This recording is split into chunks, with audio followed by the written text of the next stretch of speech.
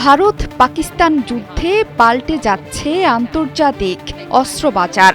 এই যুদ্ধে ভারত এবং পাকিস্তানের বড় অস্ত্রের যোগানদাতা হতে চলেছে যুক্তরাষ্ট্র এবং চীন। অর্থাৎ পাকিস্তান আর ভারতের যুদ্ধের আবহে পরোক্ষ যুদ্ধ শুরু হতে চলেছে চীন এবং যুক্তরাষ্ট্রের।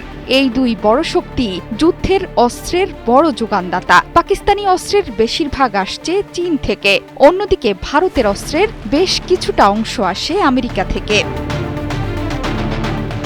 দেখা যাক ভারত এবং পাকিস্তান কে কোন দেশ থেকে অস্ত্র নিয়ে আসছে।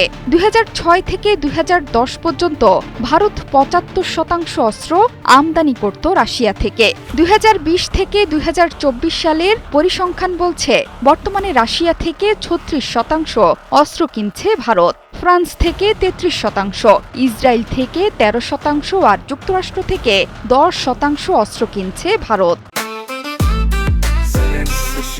জেনেক্সে শিফট করো, লাইফকে লিফট করো। এবার দেখা যাক পাকিস্তানের চিত্র। 2020 থেকে 2024 সালের পরিসংখ্যান দেখে এটা স্পষ্ট যে পাকিস্তান নিজেদের 81% অস্ত্রের যোগান আনছে চীন থেকে। এরই মধ্যে ভারতের উস্কানিমূলক হামলা ও নিরীহ নাগরিক হত্যার ঘটনায় চীনের রাষ্ট্রদূতকে সার্বিক পরিস্থিতি জানিয়ে দিয়েছে পাকিস্তান।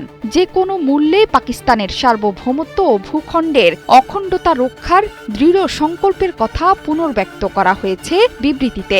আঞ্চলিক নিরাপত্তা পরিস্থিতি নিয়ে দুই পক্ষের যোগাযোগ চলমান রাখার বিষয়ে একমত হয়েছে তারা।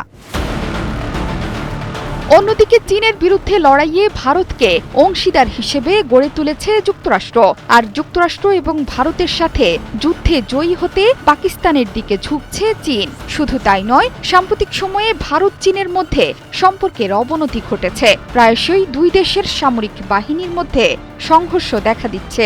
বর্তমানে ভারত পাকিস্তান যুদ্ধে নিজেদের দ্বন্দ্বের প্রতিশোধ তুলবেন শি জিনপিং সরকার। অন্যদিকে বাণিজ্য যুদ্ধের কারণে চীনের সাথে যুক্তরাষ্ট্রের সম্পর্ক তলানিতে গিয়ে ঠেকেছে। এই সুযোগকেই এখন বেছে নেবে দুই শক্তি। যুক্তরাষ্ট্র ভারতকে এবং পাকিস্তান চীনকে সমরাস্ত্র দিয়ে আন্তর্জাতিক বিশ্বকে অস্থিতিশীল করে তুলবে এবং অস্ত্র ব্যবসা ফুলে ফেঁপে উঠবে বলে মনে করছেন সমরবিদরা। জোহরা চৌধুরী সেতু, ৭১।